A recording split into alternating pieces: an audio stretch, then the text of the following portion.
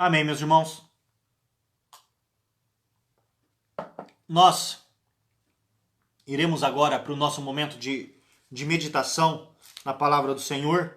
Hoje nós meditaremos no livro do profeta Malaquias, capítulo de número 2.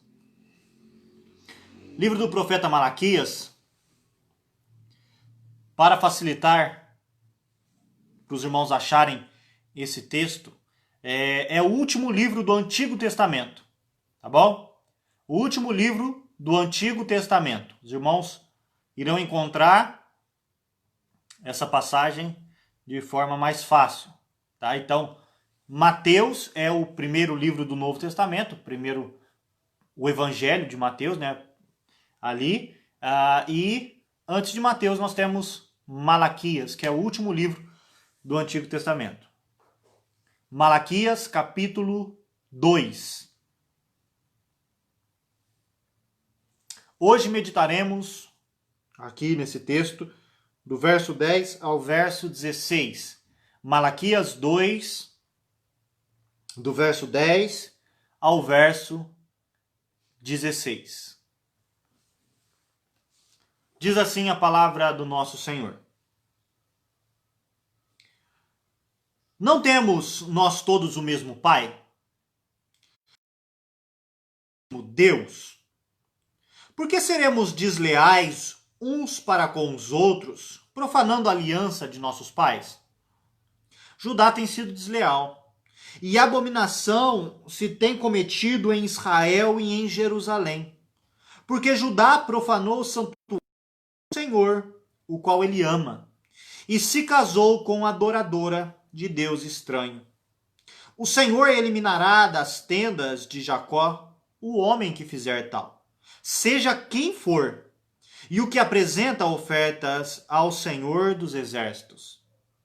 Ainda fazeis isto: cobris o altar do Senhor de lágrimas, de choro e de gemidos, de sorte que ele já não olha para a oferta e nem aceita com prazer da vossa mão.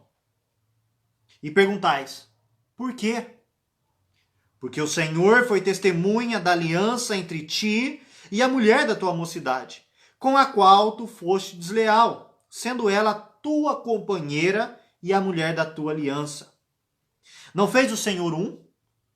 Mesmo que havendo nele um pouco de espírito? E por que somente um? Ele buscava a descendência que prometera.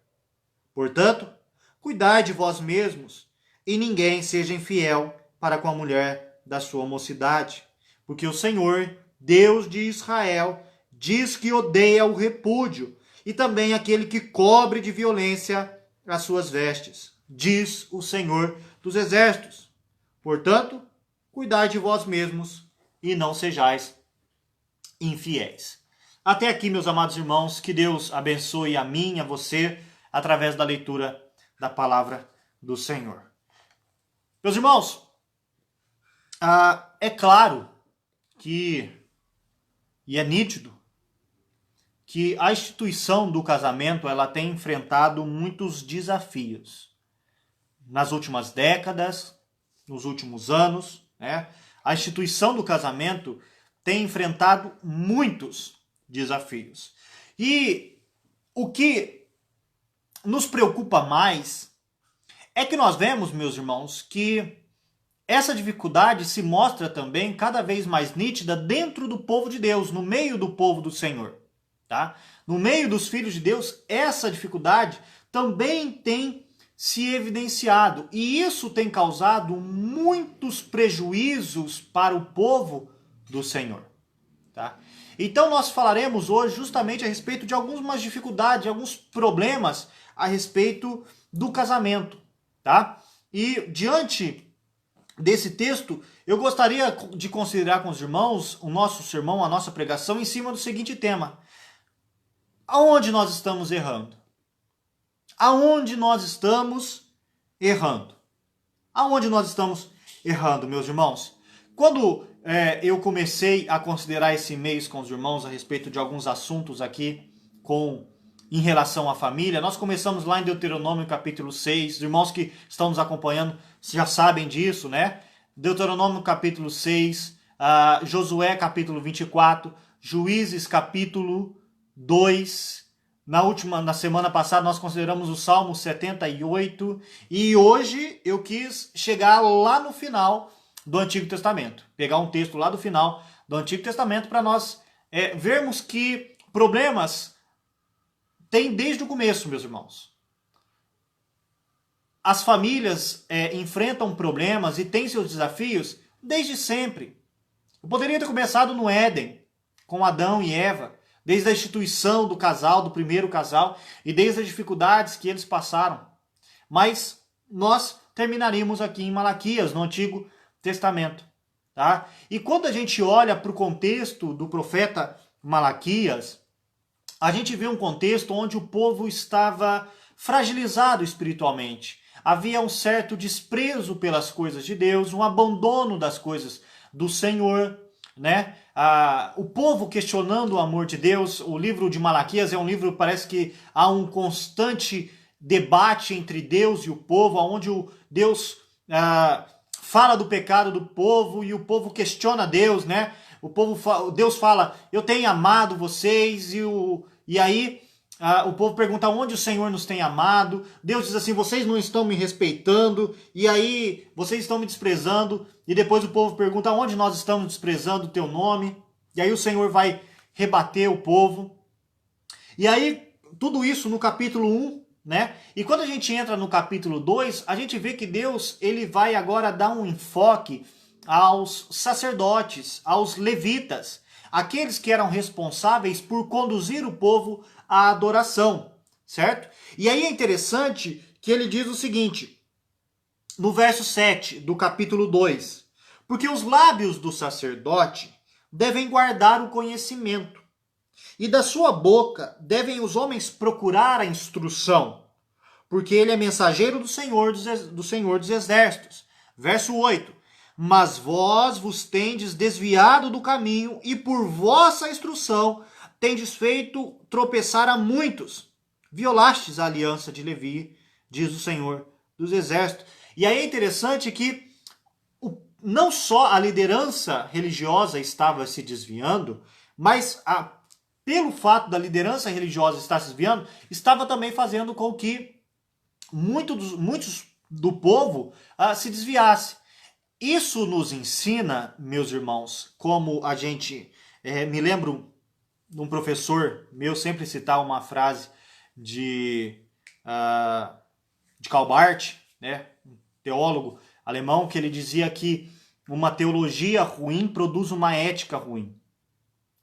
E aí a gente vê a relação de que como que uma pregação equivocada, que uma pregação fraca e até uma pregação mentirosa desvia o povo do Senhor. Faz com que esse povo também se desvie. Uma boa teologia deve levar o povo a uma boa obediência a Deus. Mas uma má instrução enfraquece o povo do Senhor. Lembra-se lá de Oséias, o meu povo padece porque lhe falta conhecimento, e aí então o meu povo está sendo destruído porque lhe falta conhecimento, e ele vai condenar justamente a liderança pela falta de ensino, pela falta de conhecimento do Senhor. Então, olhando para isso, meus irmãos, e anexando isso ao nosso texto, vinculando isso ao nosso texto, nós vemos essa estreita relação de uma boa teologia, de um bom ensino, refletido numa vida prática, certo?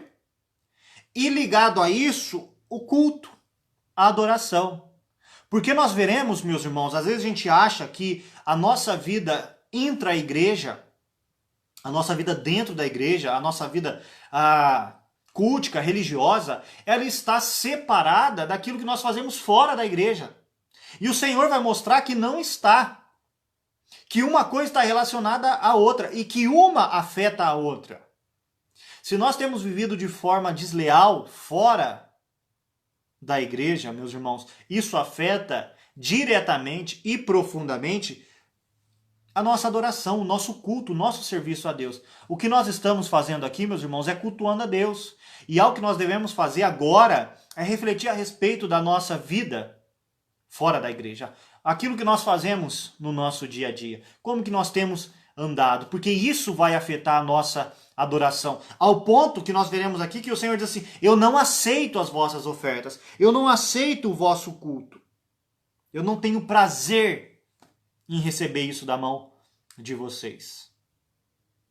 Eu espero, meus irmãos, que esse não seja o nosso caso, mas sempre é bom servir de alerta. A nossa vida moral, a nossa vida particular, o nosso dia a dia, está diretamente relacionado com a nossa vida espiritual e com aquilo que nós fazemos no domingo, agora, por exemplo. Então, aonde nós estamos errando? Deus vai mostrar para o povo aonde o povo estava errando. E Deus vai mostrar para nós, meus irmãos, hoje, aonde nós estamos errando.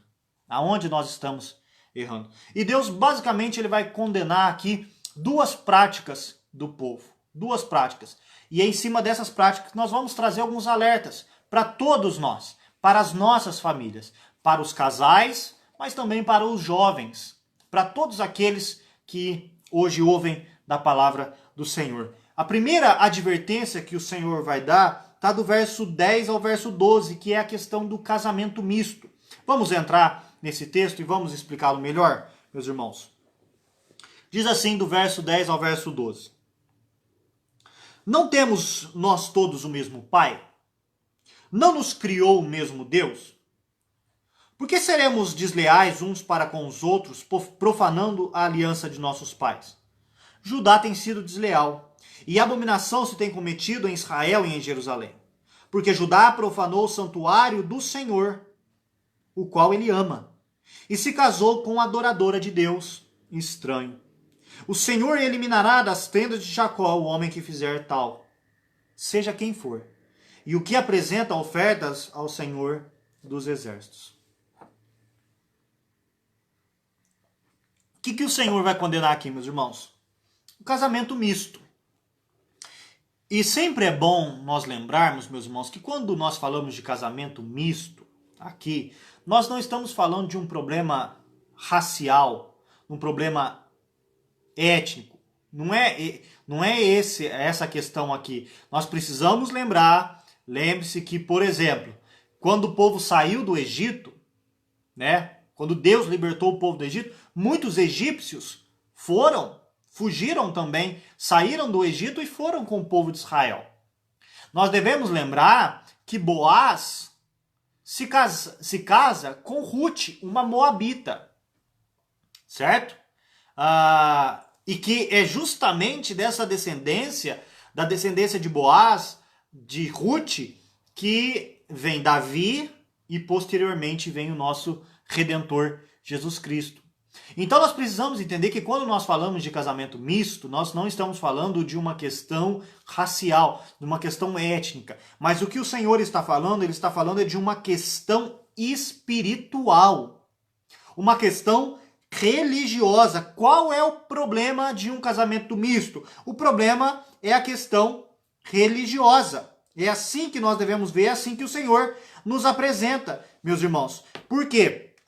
Porque é uma quebra da aliança. Ele fala de quebrar a aliança, meus irmãos, né? Profanar a aliança dos nossos pais.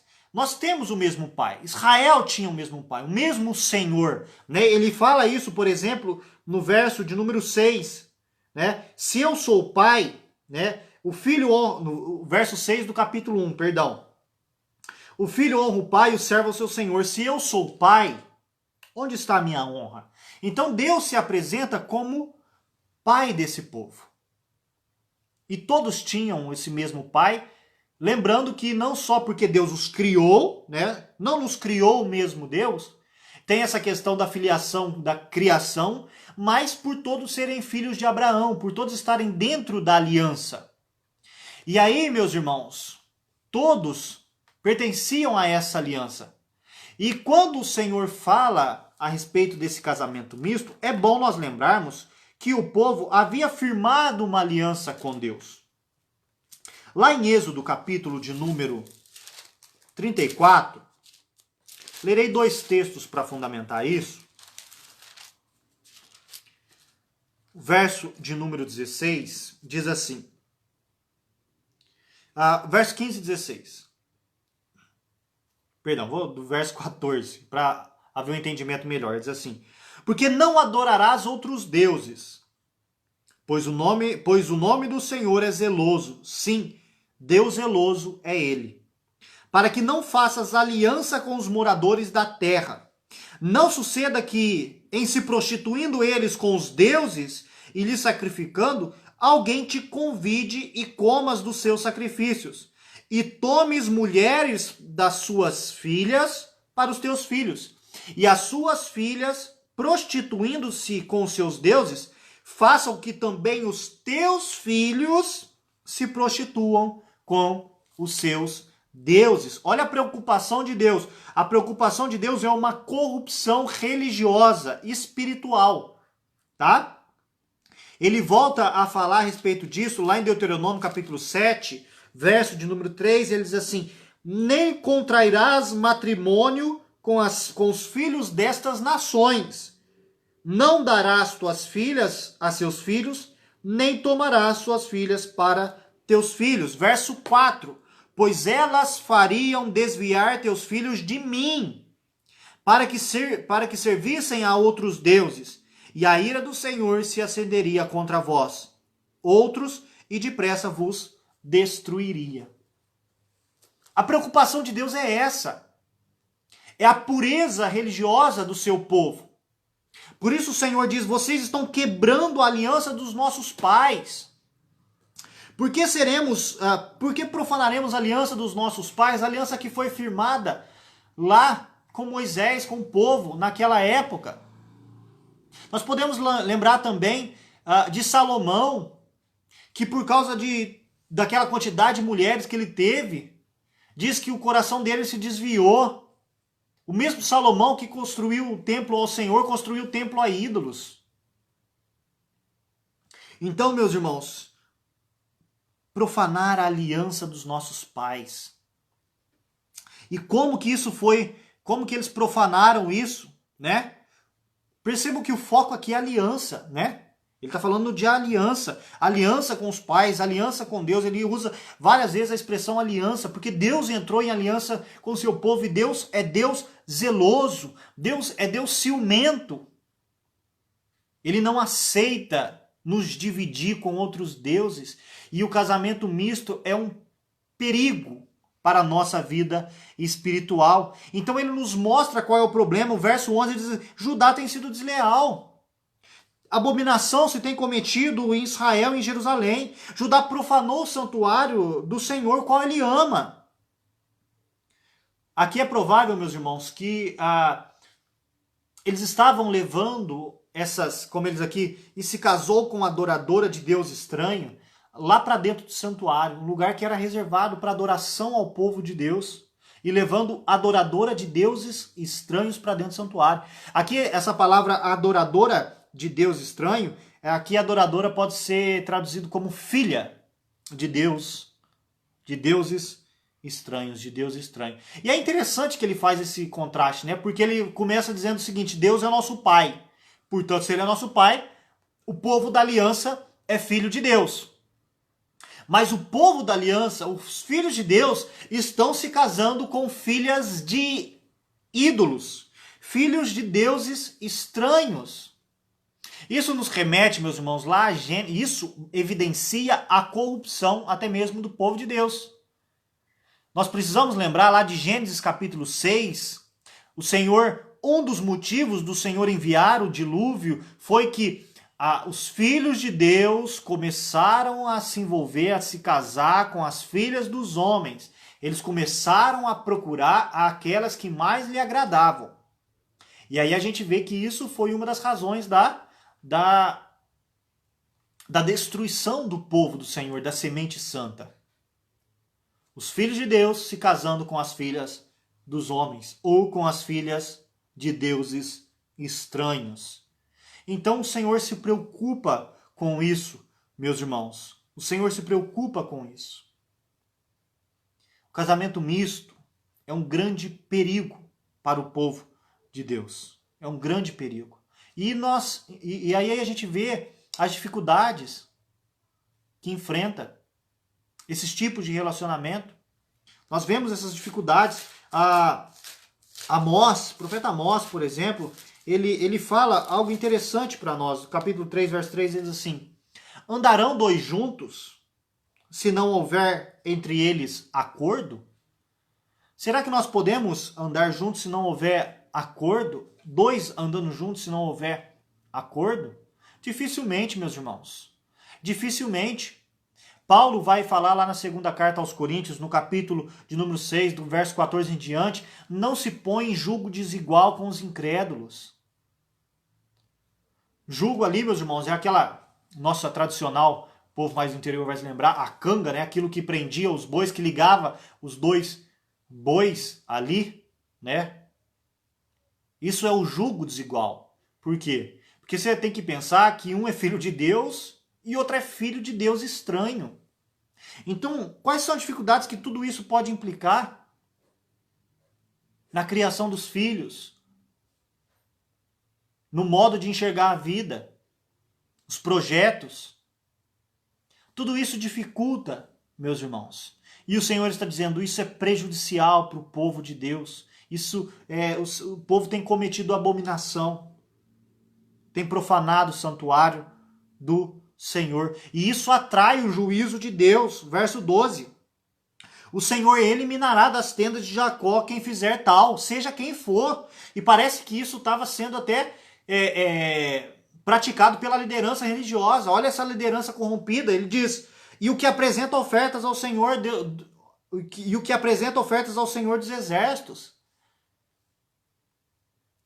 Então, meus irmãos, a gente vê que o povo todo estava fazendo isso. O casamento misto é um perigo para a saúde espiritual do povo de Deus. Eu citei quando nós consideramos lá em Juízes capítulo 2, quando nós falamos a respeito do povo, que uma geração que cresceu sem conhecer o Senhor e as obras que fizera, e naquela oportunidade eu disse que uma das marcas para nós vermos uma geração corrompida, uma igreja, um povo de Deus que se encontra enfraquecido, distante do Senhor, é marcado pelo casamento misto. Porque é dito lá naquele texto que nós lemos, já no capítulo 3, que tomaram as suas filhas para si, por mulheres, e deram as suas próprias aos filhos deles, aos outros povos, né? E aí diz, e rendiam culto aos seus deuses. Meus irmãos, estejam atentos a isso. Será que tudo isso é coincidência? Não, é alerta de Deus para o seu povo. É alerta de Deus com o seu povo, para o seu povo. Nós devemos buscar alguém que comungue da mesma fé que nós, que tenha o mesmo Deus que o nosso, que busque, que caminhe segundo os mesmos princípios que os nossos, porque senão será uma caminhada muito difícil, é um jugo desigual. E aí é difícil caminhar, meus irmãos. Então, aonde que o povo estava errando? Aonde que nós temos errado? Primeira coisa que o Senhor condena é o casamento misto entre os filhos de Deus e filhos e filhas de deuses estranhos. O Senhor condena esse tipo de prática. Isso não é agradável aos olhos do Senhor. Então é algo que todos nós devemos estar atentos. Aos nossos filhos, aqueles que são mais jovens, estejam atentos a isso também. Talvez você pense, mas não tem na igreja. Será que não é possível que não tem para uma mulher, para uma moça aí, não tem um filho de Deus aí, né, na tua cidade, aí perto de você, ou para um menino, será que não tem uma filha de Deus aí para você namorar e se casar? Então, meus irmãos, tenhamos mais paciência, oremos ao Senhor e busquemos fazer a vontade de Deus, não tentar o Senhor, não arriscar, porque lembre-se, isso traz o juízo de Deus sobre as nossas vidas. Então a primeira coisa aqui é a questão do casamento misto. A segunda coisa é a questão do abandono. o divórcio. Abandono e divórcio aqui, porque o povo não apenas estava abandonando sem motivo, né? Na verdade havia um motivo errado, que era, como eles aqui, a ideia aqui que eles estavam abandonando para se casar com essas adoradoras de deuses estranhos. Mas é um abandono errado, o divórcio. É isso que o Senhor vai condenar. Do verso 13 em diante, ele diz assim: e ainda fazeis isto: cobris o altar do Senhor de lágrimas, de choro e de gemidos, de sorte que ele já não olha para a oferta, nem aceita com prazer da vossa mão. E ainda perguntais, por quê?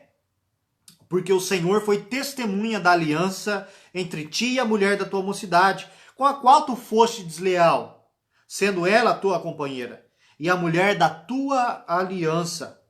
Não fez o Senhor um, mesmo que havendo nele um pouco de espírito? E por que somente um? Porque ele buscava a descendência que prometera. Portanto, cuidai de vós mesmos, e ninguém seja infiel para com a mulher da sua mocidade, porque o Senhor, Deus de Israel, diz que odeia o repúdio, e também aquele que cobre de violência suas vestes, diz o Senhor dos Exércitos. Portanto, cuidai de vós mesmos e não sejais infiéis. O que ele condena aqui, meus irmãos? O divórcio, o abandono, o repúdio.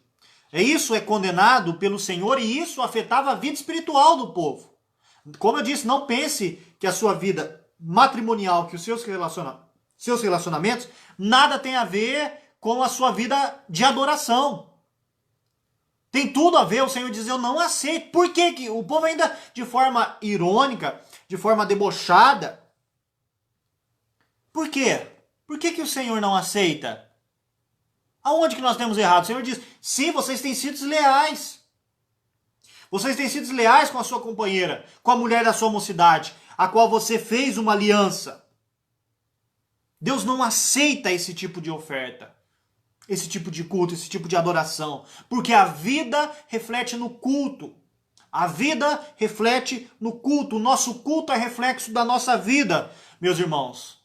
E se a nossa vida tem estado torta, o nosso culto será prejudicado. O nosso relacionamento com Deus também estará prejudicado. Deus não aceita esse tipo de oferta. Vocês vêm, vocês cobrem de choro, de lágrimas, de gemidos. Chorando aqui no meu altar, perguntando por quê. O Senhor responde, é por isso. Por isso. O Senhor não aceita.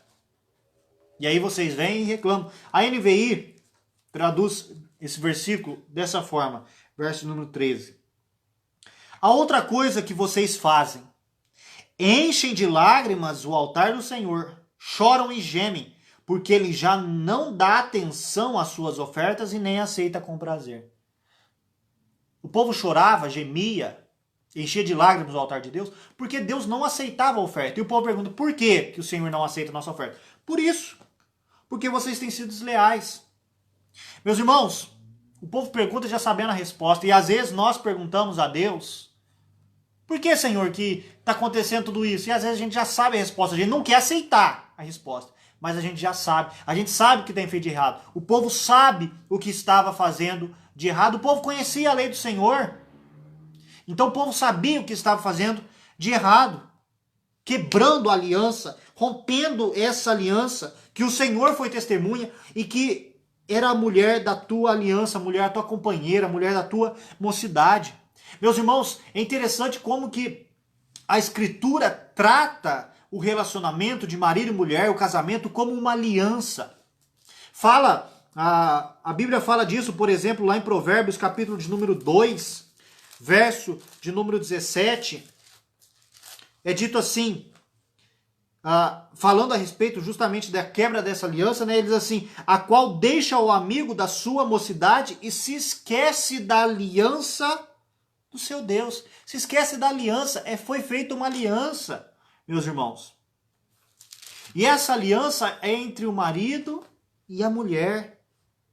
Percebam que aqui o que estava acontecendo? O povo, vamos dizer o seguinte, o povo está enjoado da mulher da sua mocidade, a sua companheira, a sua antiga companheira, estava buscando se satisfazer com outra mulher e pior, com a adoradora de Deus estranho.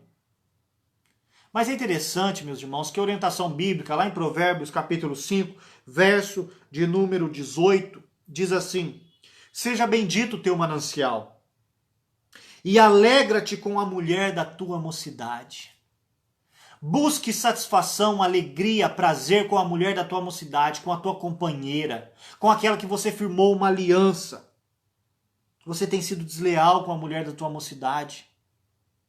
E vice-versa, às vezes as mulheres têm sido desleais com o homem da sua mocidade, com aquele que também fez uma aliança contigo.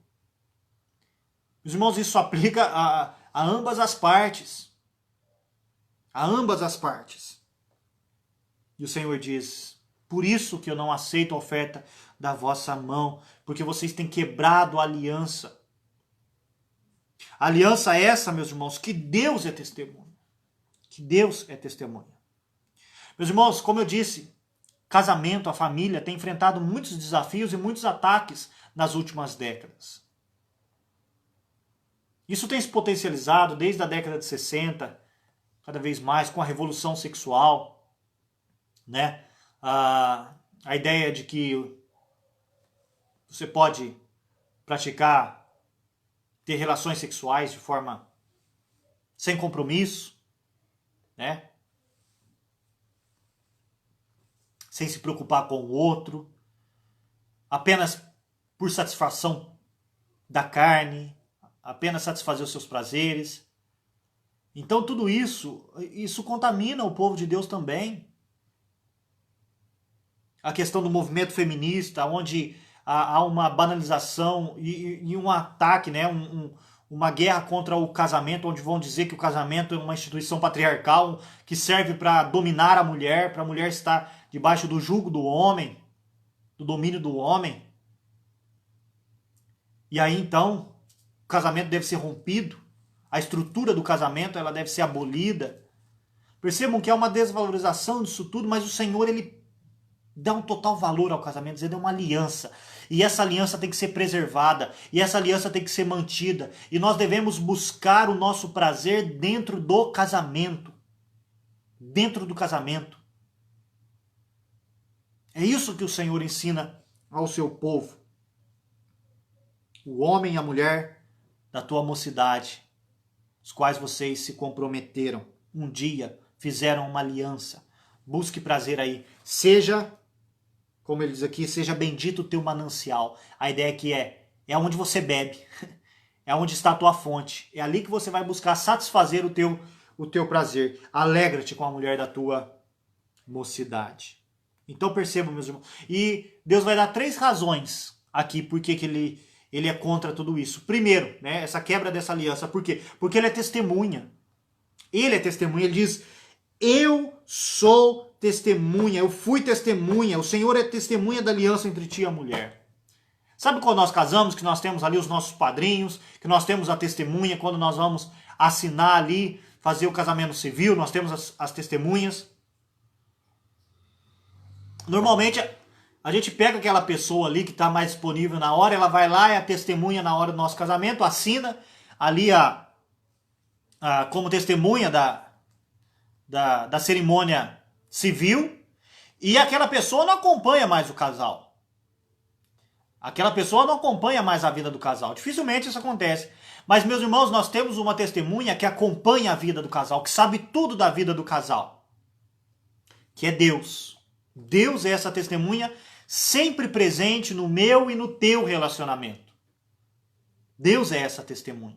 Então, por Deus ser testemunha e Ele saber tudo que está envolvido em nossos relacionamentos, por isso Ele condena esse tipo de prática, porque Ele sabe que às vezes nós somos desleais. Mas não só isso, Deus, 3 razões porque Deus é contrário. Porque Ele é testemunha. Segundo, porque Ele nos criou para ser uma só carne. Olha o verso 15.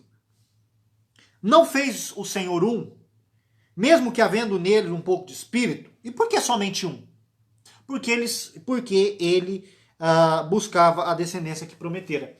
Meus irmãos, aqui provavelmente Malaquias, ele está fazendo uma referência a Gênesis capítulo 2, quando o Senhor cria Adão, e de Adão cria Eva, a sua mulher.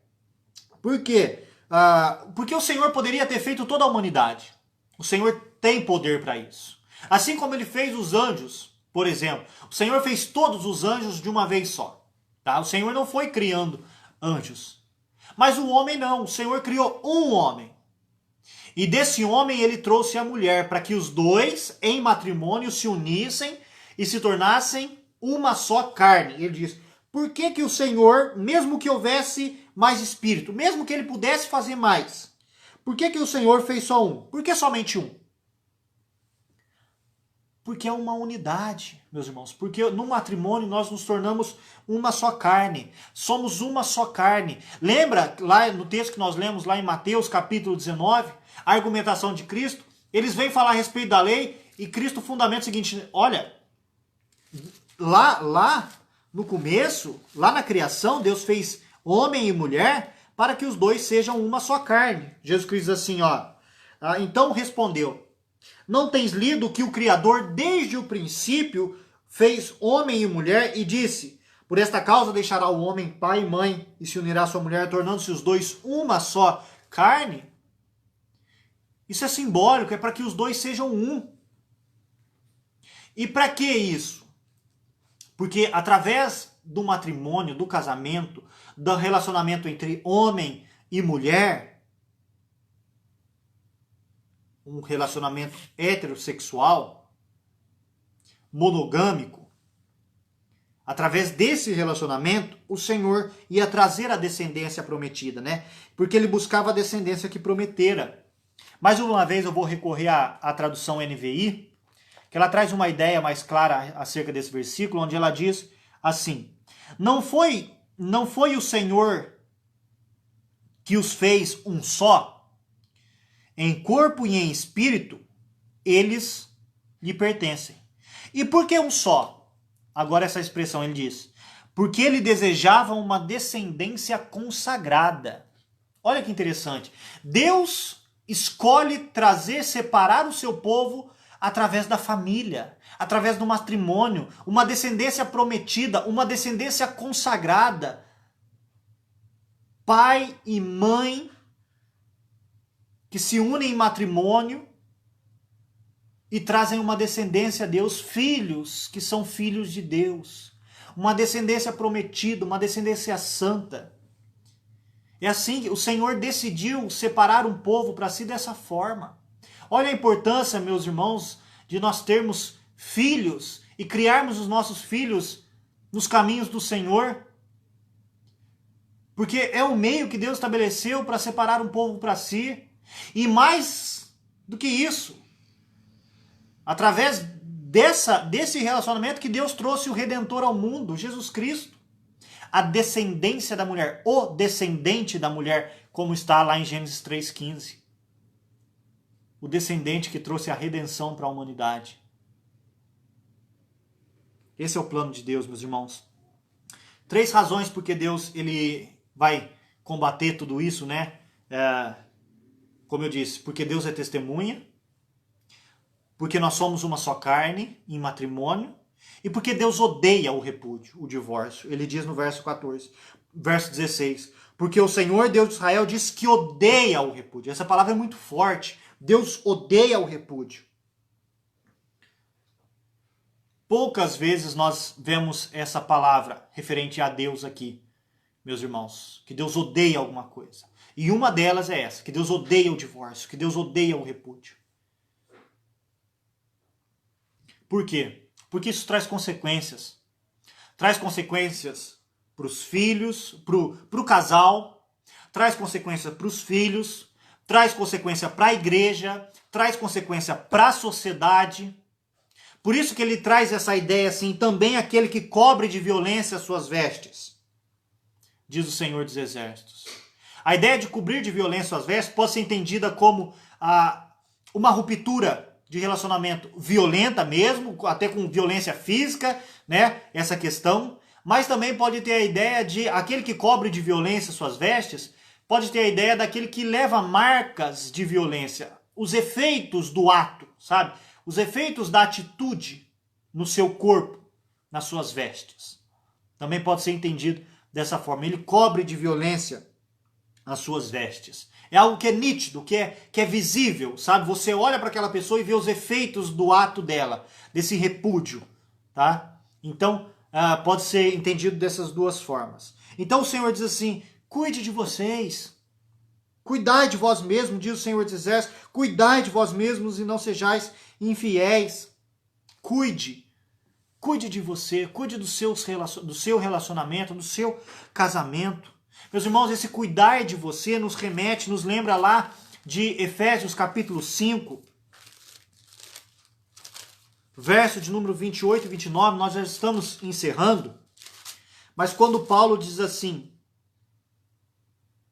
assim também os maridos devem amar a sua mulher como ao próprio corpo. Quem ama sua esposa, a si mesmo se ama. Cuida de você mesmo. Porque ninguém jamais odiou a própria carne. A gente não odeia o nosso próprio corpo, mas o que a gente faz? Ele diz, alimenta e dela cuida, como também Cristo faz com a igreja. Meus irmãos, olha que interessante.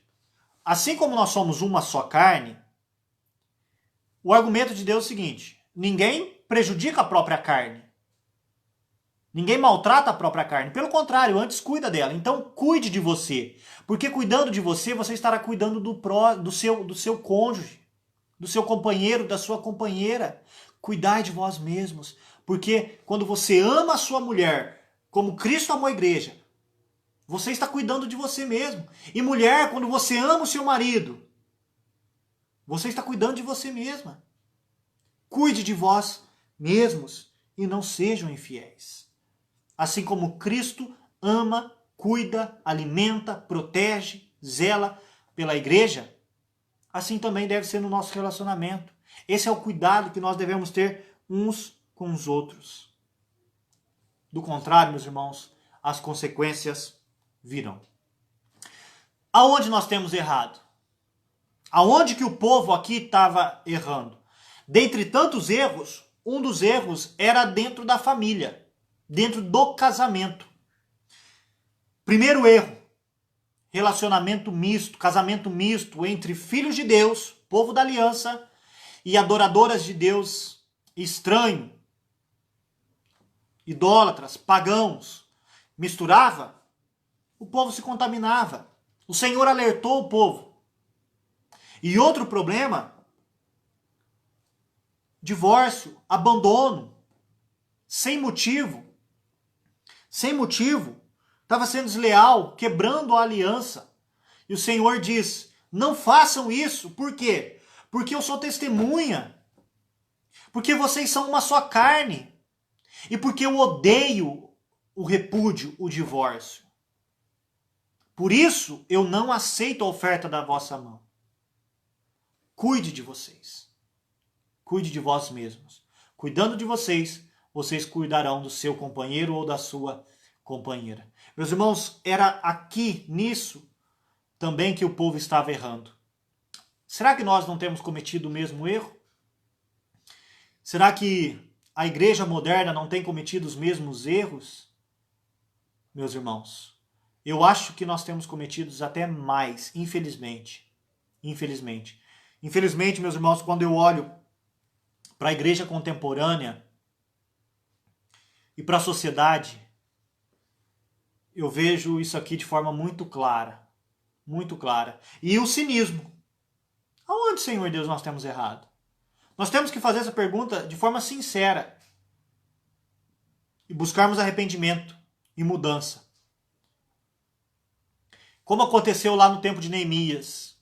Onde Neemias vai condenar também esses casamentos mistos e o povo vai obedecer a palavra do Senhor.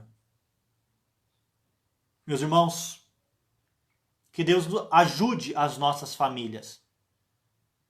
Que não sejamos desleais, que não sejamos infiéis. Aqueles que já se encontram em matrimônio, cuide de vocês mesmos. Aqueles jovens que ainda pretendem se casar, procure alguém no Senhor e busque prazer e satisfação dentro do casamento. Essa é uma lição para todos nós, meus irmãos. Que Deus nos abençoe e nos ajude a vencermos todos os ataques, todas as dificuldades que o mundo impõe sobre a família, sobre o casamento, que Satanás impõe sobre o casamento e que os nossos desejos carnais também tentam destruir os nossos relacionamentos, o nosso casamento. Que Deus nos ajude. Amém? Nós vamos encerrar o nosso culto com uma oração e depois eu agradeço a presença dos irmãos, então eu peço que continue conosco até o término. Vamos orar? Querido Deus, nós reconhecemos que Tu és o nosso Pai, Senhor Deus. E como nosso Pai, nós queremos e devemos Te honrar, obedecendo ao Senhor, sendo submisso à Tua palavra, à Tua vontade. Por isso, Senhor Deus, pedimos que o Senhor nos ajude, Senhor Deus, a viver conforme a Tua vontade, a crer na Tua palavra, a observá-la, cumpri-la, para que o Teu nome seja exaltado em nossas vidas, Pai. Senhor Deus, reconhecemos que nós temos falhado muitas vezes contra o Senhor, Pai. Temos, às vezes, manifestado a nossa desobediência, até mesmo com as pessoas que nós mais amamos no nosso lar. A Tua igreja tem sofrido muito, Senhor Deus, muitos ataques, mas infelizmente, às vezes, Senhor Deus, o problema acontece dentro das nossas próprias igrejas, do meio do povo de Deus, Pai. Por isso pedimos ao Senhor que dê sabedoria, prudência ao Teu povo, para que o Teu povo não tente o Senhor, para que o Teu povo não desobedeça a Ti e assim receba o justo juízo que vem das Tuas mãos, Pai. Mas que o Teu povo decida Te obedecer, custe o que custar, Senhor Deus. Mesmo diante de tanta oposição, que o Teu povo seja um povo resoluto, decidido a seguir os Teus caminhos, Pai. Que os nossos jovens busquem, Senhor Deus, um relacionamento no Senhor. Pessoas que amem o Senhor, pessoas que estejam comprometidas com a Tua palavra e com o Teu reino. Que os casais saibam, Senhor Deus, que estão em aliança. Uma aliança da qual, Senhor Deus, o Senhor é participante, o Senhor é testemunha. Que valorizemos essa aliança, que preservemos essa aliança, que cuidemos, Senhor Deus, dessa aliança, que cuidemos de nós mesmos, porque o Senhor odeia, Senhor Deus, o repúdio, o adultério, o divórcio, porque o Senhor nos criou para sermos uma só carne e trazermos uma geração santa, prometida, consagrada ao Senhor. E porque o Senhor, como eu já disse, o Senhor é testemunha dessa aliança que nós fizemos, Pai. Por isso nos dê a Tua bênção, a Tua graça, para que isso seja preservado em nossas vidas, Pai. Que a Tua igreja continue sendo baluarte dessa sociedade e que tenhamos uma igreja forte, comece com famílias fortes, com famílias obedientes. Então que o Senhor abençoe as nossas famílias e nos ajude a enfrentarmos todas as dificuldades que nós temos enfrentado, começando, Senhor Deus, pelos nossos corações. Senhor Deus, obrigado por todos que nos acompanharam. Abençoe a vida de cada um, Senhor Deus, e conceda uma excelente semana a cada um de nós. Uma semana abençoada, uma semana em que sintamos a Tua mão, a Tua proteção, o Teu cuidado. Que no próximo domingo o Teu povo se reúna mais uma vez para Te adorar. É isso que eu te peço, em nome de Cristo Jesus, o nosso Senhor. E agora, que a graça do nosso Senhor e Salvador Jesus Cristo, o amor de Deus, o nosso eterno e maravilhoso Pai, a comunhão, as consolações e o ensino do Espírito Santo esteja sobre todo o povo de Deus que agora nos acompanha, hoje e para todo sempre. Amém. Amém. Amém, meus irmãos. Eu agradeço a presença de cada um, tá? E o meu desejo é que Deus abençoe a vida de vocês, que vocês, de fato, sejam fortalecidos pela palavra do Senhor. E que a vida de vocês seja dirigida pela palavra do Senhor, tá? Se algum irmão enviou algum comentário aí, eu vou concluir aqui a nossa transmissão e aí eu já respondo aos irmãos, porque como eu disse, eu não vi nenhuma mensagem, tá? Vou ver se eu consigo reconfigurar isso para poder acompanhar melhor os irmãos. Mas agradeço a presença de todos vocês e que Deus abençoe e até a próxima, meus irmãos. Grande abraço.